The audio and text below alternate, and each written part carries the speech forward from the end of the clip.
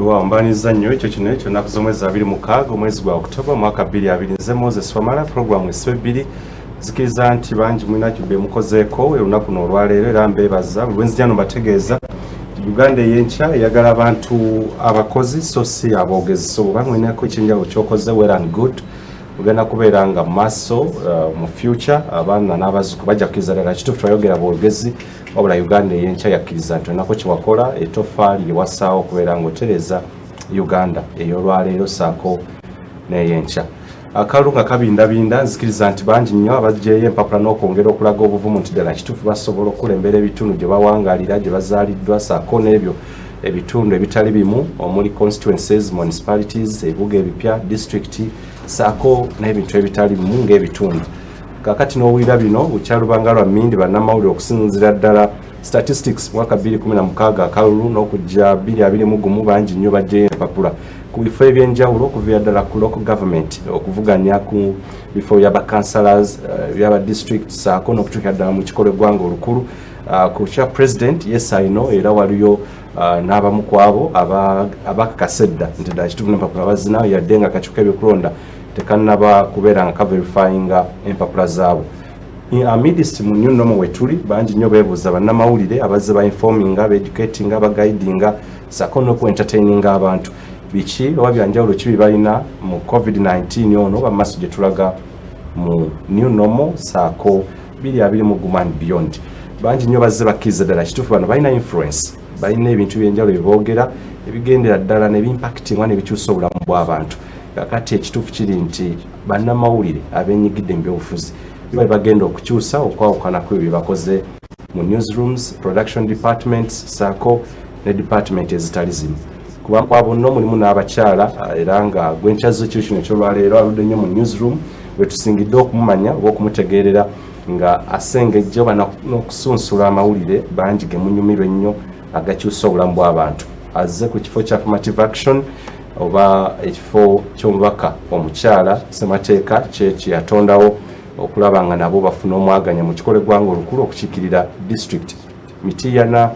district yatondawa 2005 ezze facing ebizibu ebyenjawulo n'obukulembeze obw'enjawulo bazze bakulembera naye ono munnamawulire yabudde no this time around I think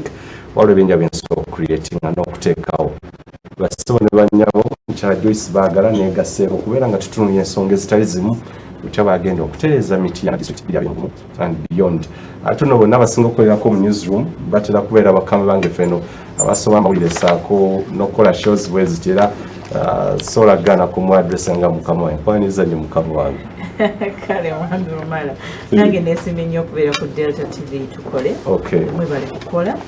ate njagala n'okwaniriza abantu bonna abalaba Delta essaawa eno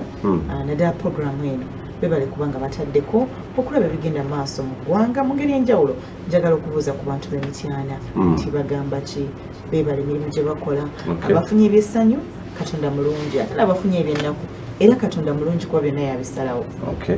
Kigenda kitya mukyala Joyce? Kigenda bulungi. Tukola akalulu kakutambuza kati oba okatambuza oti? Akalulu si kabi naye kakati tunaba kutandika mu butongole okuba campaign tugenda kutandika nga nakuza omwezi 9 nkakasanga ekiwandiiko kirala ekiva mu electoral commission naye nga nominations zaggwa era zaggwa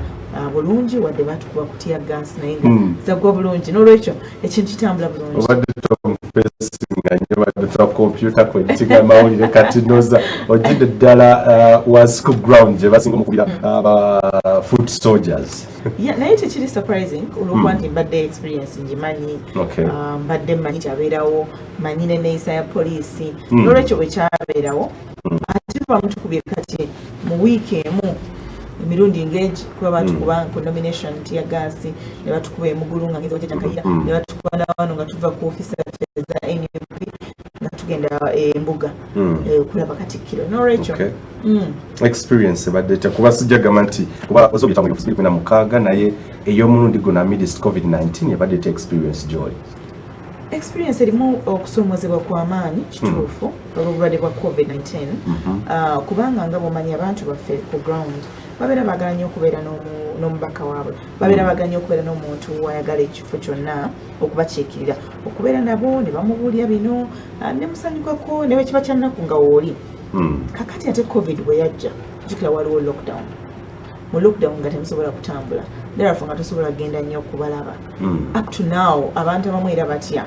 nti n'okuvaayo buvi waliwo ababba batira ddala bagamba covid nze tajja kunzita so tebasobola kuvaayo mu nnyumba nolwekyo ndowooza nti covid kibadde kyakusoomozebwa si mityana yokka mu Uganda yonna mu East Africa mu Africa n'ensi yonna kubanga covid yakosezza ensi yonna. Omuntu ayinza okwebuuza omulundi guno oli ready weetegese ekimala kuba dynamics ne status quo eyinza okuba covid-19 byonna bikyusizza weetegese ekimala mukyala Joyce? Nze mbeera mwetegefu bulijjo n'omulundi guli gwe najjira nali mwetegefu wewaawo ebintu ebimu biyinza okugenda si buli kintu kyobeera oteeseteese nti kigenda nga bw'obeera okiteeseteese tekitegeeza nti nokiveeko olina okubeera n'omutima ogulemerako abamu ku ffe abawangaalidde mu mawulire eyo y'ensonga lwaki oba oliawo tugawangaaliddemu oba oliawo tufunyemu ettutumu oba oliawo tufunyemu n'ebirungi ebitonotono kubanga abantu abamu gwa byamawulire obimanyi tembeera mu sente ogamba omulimu ogutasasula kanguleke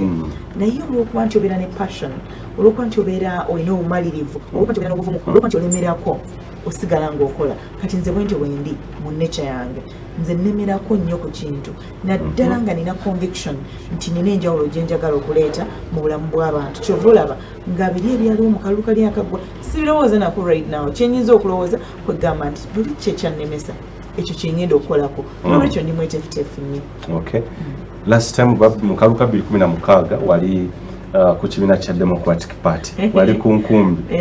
lwaki omulundi guno ogidde ku kibiina kya NUP kuba ndi very sure nti wa nominating wakakyuka ebyokulonda ku card wa ku tiketi ya National Unity Platform omulundi guno lwaki CDP? Kituufu kakati kyenjagala okutegeeza bannayuganda kuba si gwe kakimbuuziza buli interview nagye nkola bambuuza ekintu ekyo nti lwaki ku mulundi guno NUP ekyokusooka njagala ntegeeza eggwanga nti ebyobufuzi bya Uganda bikuze ebyobufuzi bwe bigenda bikula tebirina kuwulira ddala naye bigenda bikula era ekimu ku bubonero obulaga nti ebyobufuzi bigenda bikula kwe kusalawo kw'abantu okukakasa nti ogenda n'abantu abalina ebiruubiru bifaanagana naawe bakiwulira wano kumulira ne Kenya ebibiina abantu bakyusa ebibiina yali mu kino bali mu coalition naye olaba kati we bali a bit ahead okusinga ku Uganda politics wa Uganda kakati ffe mu Uganda tubadde tukyali mabegako ng'abantu balowooza nti era bw'ova mu kibiina kitegeeza tulina bwesigwa kitegeeza otagala ekitali kituufu kakati nze ensonga lwaki njidde ku NUP DP njitwale nga bammange abankuza era mbaagala kubanga bankuza banjola bandabirira bulungi kanneŋŋenda mu bufumbo obutukuvu obwa NUP. Obufumbo obutukuvu Joyce? Yes, mu NUP. Lwaki nagenda mu NUP nga ndaba speed kwe njagala ebintu bitambulire nga NUP egirina. Not that I fell out in a DP. Nze ng'omuntu. Of course the people abava mu DP ne bajja mu NUP nga bafalinze out n'ekibiina. Personally I didn't fall out. Naye nalaba nje ebigenderwa byange okubi speed kwe tutambulira kati speed y'ebyobufuzi nalabanga mu NUP bakwataganira ddala nange n'endowooza yange ne bwe tulina okukola okuleetawo enkyukakyuka. Speed eno tekutomeze Madam Joyce? Akati kiringa okupapa n'okwanguwa lwakuba nti mu luzungu kibeera ekigambo kimu speed naye okupapa n'okwanguwa byanjawulo tuli mu bwangu tetupapa. Abantu bayinza okulowooza nti NUP strides w'ebizibu byezze efeesinga yinza okubeera nga biyitirivu nnyo just a flash okwawukana ku Democratic Party ekibiina kinnansangwa ekibiina ekiwuddewo it's one of the old actually not the one of it's the oldest party. Omuntu ayinza okwebuuza nti ekintu ekyakajjawo obuzzi consistency naki okukyetegereza wali okyetegereza ogamba nti mu maaso gy'olaga oyinza okubeera ng'oli ku course ntuufu. Naye kati bw'okimanyi nti nno n'EDP gy'oyogerako the oldest party has got a lot of challenges eyina ebizibu bingi nayo ebizibu era ebisanga ebibiina byonna ebirala ebiri ku ludda oluvuganya gavumenti naye NUP abantu gye boogerako nga bagamba wo ebizibu ya myezi emeka about 3 months 3-4 months kati ekibiina ekifunye tutumu bwerityo ekyetegese nga ffe bwe twetegese bwogamba nti ebizibu biyinza okubaviirako obuzibu no kubanga kati kanku example ya bufumbo oba kwagala noba courtship waliwo abantu abamu ng'omwami ajja kwogereza omukyalo oba omuwala for a long time omwaka gumu 2-4 n'amuwasa obufumbo ne butawangaala n'osanga oli mu myezi 2 n'amukuba kadaali ne bawangaala so bwe kityo bwe kiri enkolagana relationship kubanga ne mu bibiina tuliyo nga relationship wakati wo n'ekibiina ekyo n'ebigendererwa byakyo naye obeera obitunuulidde ate kirungi NUP bwe tugitandikidde buli omu amanyiiwo wakakati biri ebirala oyinza okuba nga obadde tewenyigiramu nnyo naye ng'omanyi nti ekibiina okyagala naye kino okyenyigiramu kitandise okiraba ebikirimu obiraba ebitaliiwo obiraba ebiriwo obiraba ne challenges oba ozitunuulidde ng'oziraba abamanyiza okugamba nti of course bizze byogero nti national unity platform olw'amaanyi gezze in just a flash oba Kyagulanyi Ssentamu Bobi Wine amaanyi ne geeyongera ne bagamba nti muyinza okubeera nga mwagala kwekwata ku maanyi ago naye nga temuli okugobera ideologies oba naki naye nga just because olwa wave eriwo ng'oyagala nawe nti kyekikuyisaawo mu lulimi olwangu kakati nze simanyi na lwaki abantu bakyogera kubanga Robert Kyagulanyi Ssentamu president waffe agenda kuba ali mu kalulu nange nga ndi mu kalulu n'abaka abalala nga bali mu kalulu bagenda tulonda ku lunaku ki lumu n'abaka abalala so kati wave egenda kukola ekyo nti banagamba bugambe nti togenda kunoonya kalulu nti kubanga oli wa NUP it is not true togenda kukozesa resources kubanga oli wa NUP it is not true naye oyo yenna era politics ebyabufuzi era buli mwaja kugamba okay kakati nga mu DP nga abantu bali tebagamba nti ogendayo olwa popularity ya Norbert Mao because it's really popular and quite intelligent nga tebagamba nti no oliyo olwa Norbert Mao ebyo byabufuzi is semantics okay so tukirize nti okkiriza era n'essuubi olina national unity platform lyessuubi bannayuganda libadde balindirira ate nnyo kati waliwo abantu abamu era mbasaasira bali eyo emitima ndooza gyabamenyeka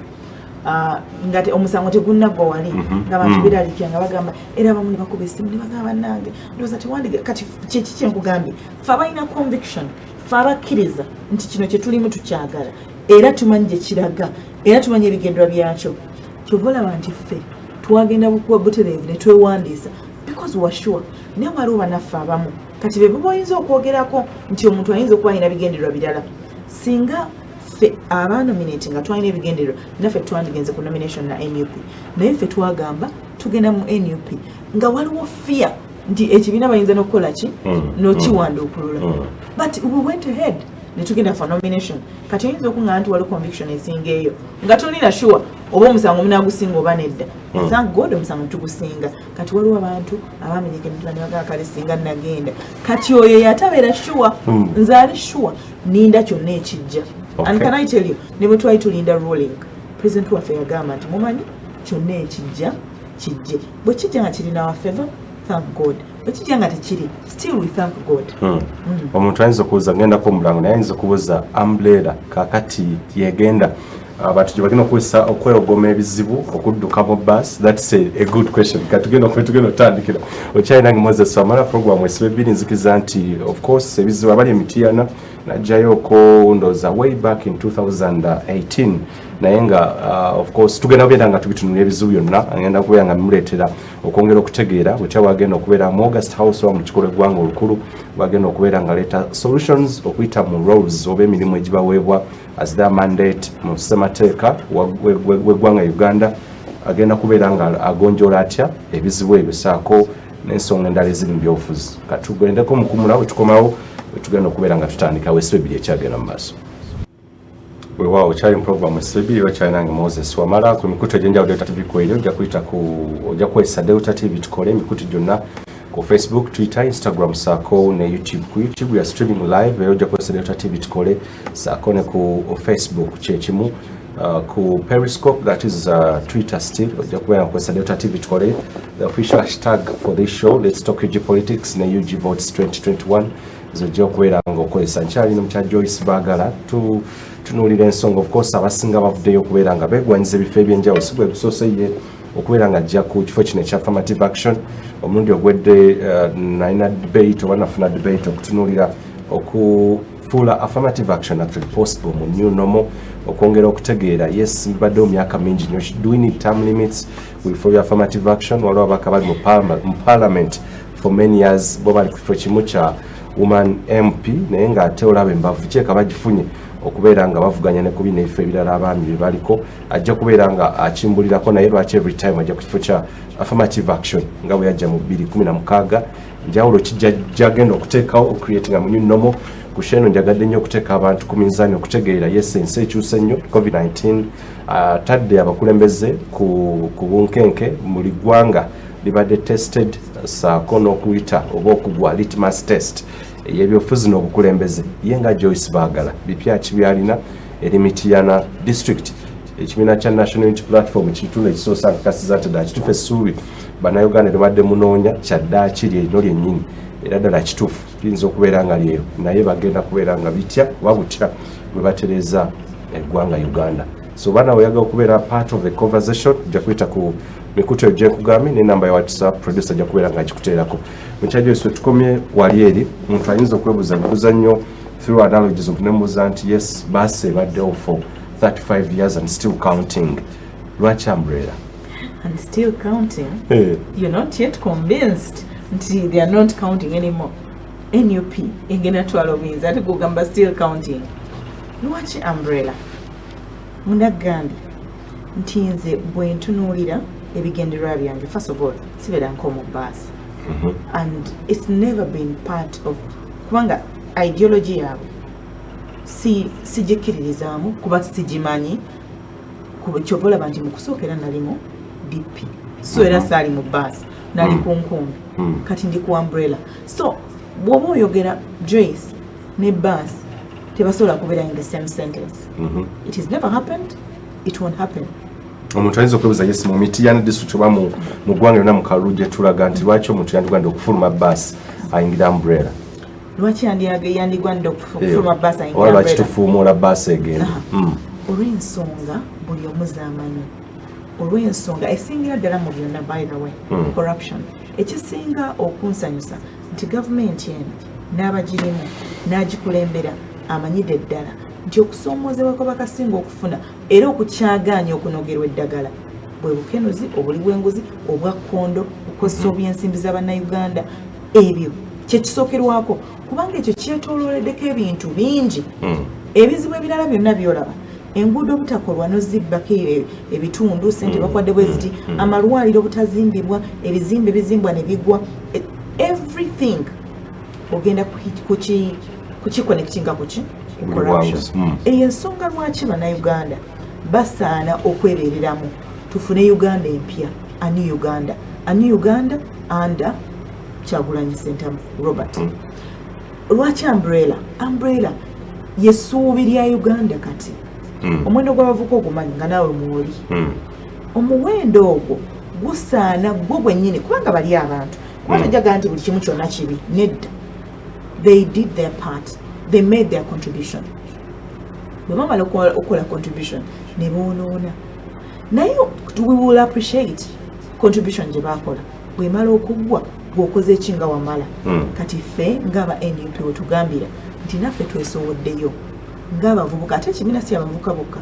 mulimu abakyala, mulimu abakadde, mulimu abaami, mulimu everyone mu NUP. Twagala kukyusa Uganda empya etaliimu bukenuzi, Uganda empya etaliimu tear gas, Uganda empya etaliimu bubbi, Uganda empya erimu amalwaliro agalimu eddagala, Uganda empya ebyenjigiriza nga bya mutindo, Uganda empya ng'ekkiriza omuntu okweyogerera, Uganda empya etatulugunya bantu, Uganda empya erimu obwenkanya. Kitugezaako gamba. Alright. Omuntu ayinza nja kuzaako ku your personality gwe ng'omuntu abantu tukumanyidde nnyo mu newsroom ebbanga ddene nnyo nga twenjoyinga byokola okusunsula n'okusengejja amawulire. Essaawa eno si gwe gusoose okugirekawo, yinza okubeera nga mayinza okubeera it's your passion kyoze ng'oyagala. Lwaki era omulundi guno ogwokubiri mu actually consecutively 2016 and now 2021 lwaki newsroom ogirekerera? First of all, mwebale nnyo okwagala ebintu byenkola byenkoze ebbanga eddene mu newsroom ate era nga nkoze ebintu bingi oba oliawo ensonga lwaki abantu bangi bamanyidde nnyo mu newsroom naye obudde butuuka n'olabanga ebintu byokola kubanga nze naawe abamawulire ebintu byetwagala oba oliawo ne bannabyabufuzi bye baagala ne bannayuganda abala bonna bye baagala naye buli omu alina okukola okusinziirawo waali kati kyokola kati okumbosinga ku eno show okutegeeza bannayuganda ebigenda mu maaso byenina okwogera ye contribution yo ku ggwanga lyo kati nange nkoze contribution yange ng'owamawulire ate era nkyagikola sigenda kukoma kubeera wamawulire naye waliwo ebintu byotunira n'ogamba nti naye lazima kino nkikoze kubanga stories nzikoze ez'emityana abantu bayomba interviewinze ebizibu byayo mbitadde ku TV mbitadde ku radio mbyogeddeko naye waliwo wotuka n'ogamba nti nedda ino capacity kyenjikoleddeko nkikoze okwongera okufuna contribution esinga wano nina kubeera somewhere kubanga okimanyi nti buli muntu omulimu gwakola aba ne roles nze gye mbadde nkola mawulire mbaddeko ne byenkola nga birina kukomaawo ku mawulire naye okupushinga policy olina okubeerawa walala eyo ensonga ne luli yeyanja mu newsroom nengenda mu politics kakati ate ensonga teyaggwa kubanga saagenda kati ate oyinza okumbuza lwaki nzizeeyo because I still have that passion okulaba nga nkyusa obulamu obw'abantu b'emityana okulaba nga mbaweereza okulaba nga mbakiikirira okulaba nga tukyukira wamu ffenna tuyingira wamu ffenna Uganda empya omuntu ayinza okwebuuza kubeera nzikiriza nnyo bannabyabufuzi abajja beekuba mu tooki buli kaseera era nkibuuza nnyo bangi abazze okuba failing on the first round it's not a crime naye ekibuzo kiri nti last time what went wrong abantu tebakubayinga bulungi oba tewabagula bulungi not money wise but idea wise tebagula bulungi era omulundi guno what's totally different kyolese kyogamba nti omulundi guno bagwanda okubeera nga bakuwuliriza nga bakuwa amatu gaabwe n'amaaso n'okugenda ddala ku ballot nga bakulonda ekisooka si kituufu nti abantu tebangula era njagala kwebaza abantu b'emityana kubanga banjagala nsiima nnyo omukwano ogwo and that is real. It's not even about politics. Abantu b'emityana banjagala nga baagala era nsiima nnyo nange mbaagala era mmanyi sometimes ne bwanga oludde obuligenda olaba nga balina obulumi nga bakikugamba banjagala ng'omuntu banjagala ng'omwana waabwe banjagala nga mwannyinaabwe banjagala nga muwala waabwe banjagala ng'ow'emityana kubanga ye waffe now luli mu politics mu competition yonna kubeerako awangula whether awangudde fairly or unfairly naye kubeerako akola ki awangula kati twali abantu basatu ffenna basatu twali tetusobola kuwangula nkugambye whether omuntu awangudde fairly or unfairly naye nze siri muntu ayagala nnyo okudweringa ku the negative the unfairness kubanga ebyo byaggwa oba waliwo unfairness oba waliwo okubba obululu because it was there nze gwola balina DR forms 2 nga ziriko results za njawulo Yusuf Nsibambi lawyer azina in his custody but on the advice of the Archbishop who was my personal friend who is still my personal friend nangamba nti omanyi oli mwana muto oli waawano don't go into confrontations ezo kiti ojja kudda next time you still have time nikyo nesigenda mu kooti naye nze saagala video eringako we have just 2 months to campaign okugenda mu parliament 2021 kati ebyakati byendiko oŋambye nti strategy gyenina neetegese ntya ekyo bakimbuzizza bandi sisobola kukyogera kuba the moment wengamba nti wamala kino kyentegese okukola nja kukola bwenti nkole ne bwenti nkole ne bwenti opponent wange alaba ate anfollowinga antekako tiimu oba mmeka nze gwolaba anfollowinga nnyo ku social media wa niwemba ngenda ku TV kati batudde balaba bawulye biki byenkola ki byenjogera therefore singa njogera biki byengenda okukola ebyaliwo oluli obutabeerawo ate kitegeeza opponent mba muwadde omwagaanya okuyitamu eyo loophole era asobola okukola ki okuwangula kyagenda kubeerawo kyokka njagala kakasa abantu nti ku luno obuwanguzi tubulina abantu abennyini bookakasa ddala kituyinza okubeera nga bakwesiga last time ngera bweyogedde nti wayinza okubeera waliwo sinakuyinza waliwo malpractices at the end nebitagenda bulungi kinjagala okuwulira nti this time round omuntu omukakasa otya nti ddala ekituufu akalulu tosuubira the credibility ng'akakiiko kye kalina okubeera nkakola free and fair omulundi guno okisuubira nti togenda kudda mu bya 2016 kati ekyo kyobuuza kirimu ebintu bibiri obuuzizza issue ekwata ku credibility y'akakiiko ak'ebyokulonda the independent electoral commission independent in quotations then noyogane ku bantu ku side y'abantu tuli nabo twogera nabo tumaze okuteeseganya ate twetegese ku luno okubeera ddala ku structure wansi actually nga NUP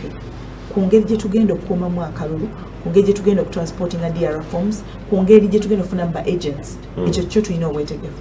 Now electoral commission kwafe tujja kuba tukoze obwaffe electoral commission siyina bwe nnyinza nze kugyogerera ku credibility yaayo okiwuliriza bo nga bo they can prove to Ugandans if they can actually prepare a free and fair election, which in most cases is not the case. Lwaki akalulu okubeera free and fair, credible, free and fair, byonna bisatu tekatandika wali mu announcement of results, tekatandikira na ku DR forms, but even the process eno yonna gye tutandikidde okay, because of COVID walaba nga abaka bambali bagamba nti because of this situation maybe akaluba kulechi bakongezeeyo nekigaana ekyayita mu parliament. I think that would have been the better option naye kyagaana already otandika okubuuza bwe kiba kyagaana ng'ebbanga ttono will it be credible, free and fair? Ekyo kimu. Number 2 ne mugenda mu process endala mugenda ku nominations. Tugenze ku nominations njagala kubulya nti nze ne honorable Kalwango Obusujju ne honorable Zake wa Michana municipality batukuba tear gas naye nga tear gas bamutukubirawo ku office ya NUP fabasa tuli bamemba baki NUP ne batukuba tear gas and you see that then nawulira obusungu bungi. Lwaki nawulira obusungu? Webatuwandiikira ku matutuma is near my home, so I told the officers nti mumanyi nze ngenda waka. It is actually 3 minutes n'obutawera kubanga waliwo ennyumba nga oviwalutimba nodda ennyumba nga 5 okutuuka gye mbeera. Ne bagamba nedda iteeni gye bagamba okuyita waliyo abantu ate abantu bakulabako nga bakwagala nga balina omukwano balina okujja onaabagoba nedda bo bennyini bakuba tear gas. The following day a number of NRM candidates bali bagenda kwewandiisa tewali n'ogugoba kwa tear gas ne bayisa ebivvulu byabwe already. Olabirawo nga waliwo unfairness. Kyengezaako kugamba nti electoral commission evuddeyo ku kyo nedda, police evuddeyo ku kyo, they will pretend as if they don't know what's going on. I can tell you nti DPC w'Emityana gwe baakyusizza bwe nakimugamba yaŋŋamba nti waliwo yamuyitako mbu ye yali alya lunch naye ffe nga tugenda ku ofisi yaffe he cannot even afford to eat ng'alaba wa NUP ayitawo. So unfairness etandikireeyo. Naye n'ekirala mukana akalulu akali mu new normal eya COVID-19 okusinga tugenda kwesa mikutu gy'amawulire, and thank God I really appreciate nti mumpadde buno obudde ojja ku Delta. But you can imagine majority of the media outlets especially on the countryside z'abantu ate abantu abo bali mu government. Kyogamba nakkiriza omuntu opposition ogendayo electoral commission egenda kikola ekyo. Where is the fairness? So okutegeka akalulu akali credible, free and fair is such a challenge to this government which doesn't even know fairness. Muntu ayinza okwebuuza okukosa omuntu kogenda okubeera ng'ovuganya era n'omulundi guli gwe wavuganya takyuse. I'll be very factual to you nti ebintu byasinga okukwesa alina position eri ministry oba ekifo ky'obwa minister ekiri of course one of the vocal and vibrant mu buli ggwanga of course okubeera nga like ministry ya information kiyinza okuba kimuwa ne upper hand okubeera nga kwesa the funds or whatever eza government. Muntu ayinza okwebuuza how ready are you okulaba nga all the of course the uncertainties eziriwo police versus the electoral commission and whatever sakono omuntu gwogenda okuvuganya weetegese otya okwaŋŋanga omukyalo? You are very right about that kubanga ne mukalulu kali akagwa joko omukyala yali akava mu poliisi yali mwogezi wa poliisi kati eri nga abapoliisi bakankana okufa nga bosi ayogedde mukama waffe ayogedde era poliisi yakola ensobi nyingi, but after that many of them confessed up to now boga ne bagamba we wish we knew. So ekyoyogedde many times people who hold positions of authority bagikozesa to their advantage. In our last election kyakozesebwa, even this election it is no surprise tikijja kukozesebwa n'emikutu gy'amawulire egimu. I can tell you oli agamba nti Joy munnange nandikuwadde akadde naye ha even okubeera ne bayiti y'abaagala, it is a problem. So it is true what you're talking about. Nenze sitidde amaanyi g'abantu, amaanyi gaki g'abantu, amaanyi g'abantu, and this time akalulu mukatunuulire nnyo ak'emityana nnyo, mukatunuulire nnyo. You know, sometimes osobola okukola ebintu byonna n'obimalayo until you can do nothing. Amaaso mugateeke ku lutimbe emityana. Very good. Oyagala abantu tufokasinge ku mityana district kyonto yagadde okumanya new ideas zoleeta on the table okwawukana ku 2016. Tuli mu new normal, we are speaking differently, we are speaking new things. 2021 kikyoleeta eri mityana district in case abantu bakukkiriza ogenda obakiikirire nga Woman MP. WAMALA ate kyogambye, you know, we are speaking new ideas, new normal. The new normal does not take away the challenges that are across the country. Kubanga batuba tuogera kati yogera ku mityana kuba mityana gye neesimbye naye no Uganda ebizibu ebirimu district endala nazo zibikola ki zibiina n'ebitundu ebirala lwakwati wabeerawo ebizibu nga biri unique mu bitundu ebimu. Kati mityana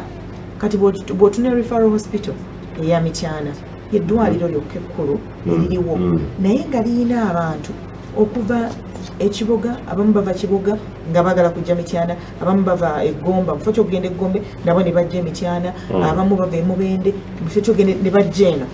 depending on where someone is. So abantu bangi abalijjamu ennaku ezo bazimba ebizimbe ebipya. Incidentally waliwo ebizimbe ebikadde, they were never renovated ate nga baali balizimba with the objective of creating a more space. Kannasitegeera nze nalowooza nti bandi badde renovating ebikadde, bazimba epya ne renovating ebikadde, that would be more space. Naye still era olaba nga space temala, there's an improvement ogiraba n'ebingi ebyetaaga okukola. For instance eddwaliro weeriri, eddagala mweriri, eddwaliro weeriri bayirwaninga bulungi kubanga nze waliwo Dr. Gwesijja kwogera namukubira essimu one time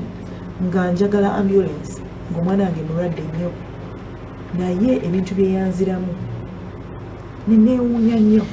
Later n'ategeera nti ndi wa mawulire, n'ategeera ani akubye, n'atandika okuba amasimu. That thing kinnuma nnyo. Lwaki olinda otegere nti ono baagala noti nti bajja kussa ku TV, tibajja kussa ku radio, and then you act. Ebyo bikyaliwo emityana bingi nnyo nnyo nga bw'okiwulira. That's not to say nti abakulembeze abaliyo tebakoze, ekyo nze sikyagala. Yes, waliwo ebikoleddwako naye waliwo ebirala ebyetaaga okukola ki okwongerako. Ate emityana ogiraba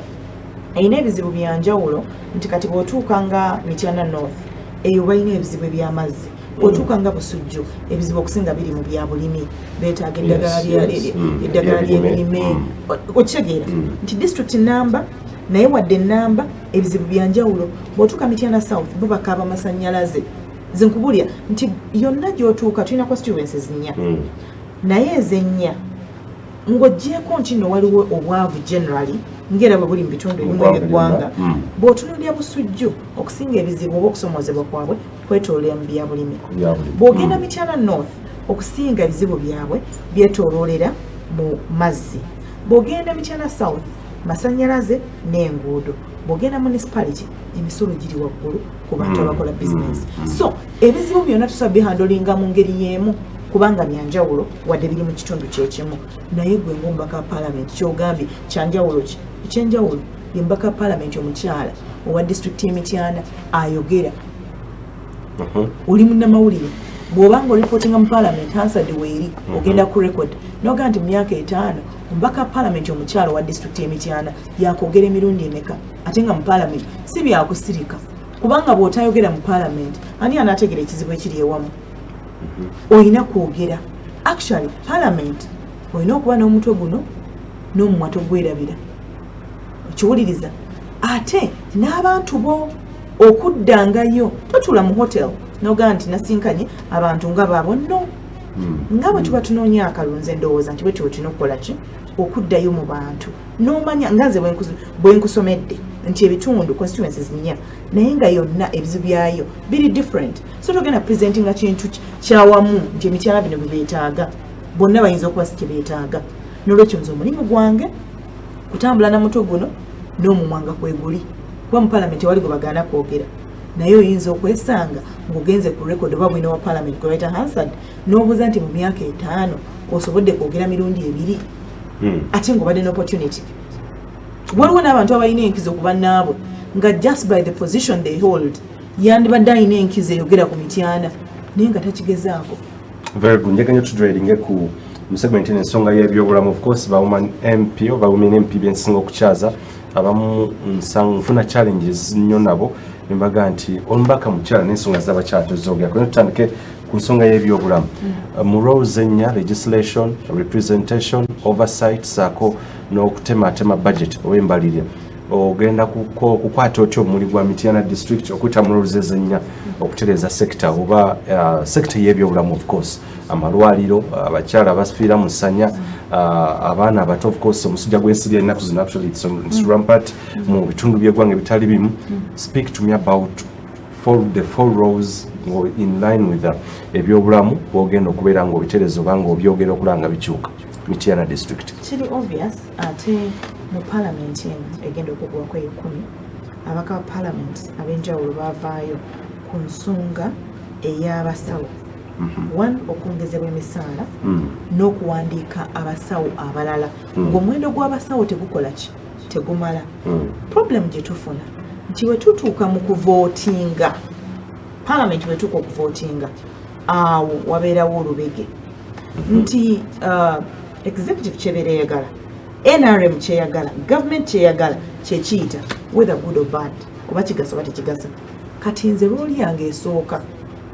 kwe kunoonya akalumba Namityana. Kati nze omuntu omu mba neeyongedde ku maloboozi agaagala enkyukakyuka mu byobulamu ekyo kimu bwe mmala okutuukayo tetusobola kubanga tutematema embalirira. Kye nakugambye nze nnakunnyonnyodde looli yange mu bigambo bitono nnyo era nja kuba neddamu nti bwe tuba tutematema embalirira tulina okwongera ebyobulamu tulina okwongera ssente mu byobulamu. Kati nze omulimu gwange gwakuwagira ekyo ng'omuntu alaba nti weetaagawo improvement bwe mmala okukiwagira nti twongere ensimbi mu byobulamu nina okulaba Mityana erimu health center 3 zimeka health center 4 zimeka zeetaaga ku improvinga zitya zo weziri bwe ziba weziri n'ababaddeyo bayinza okuba balina kye bakoze ku biki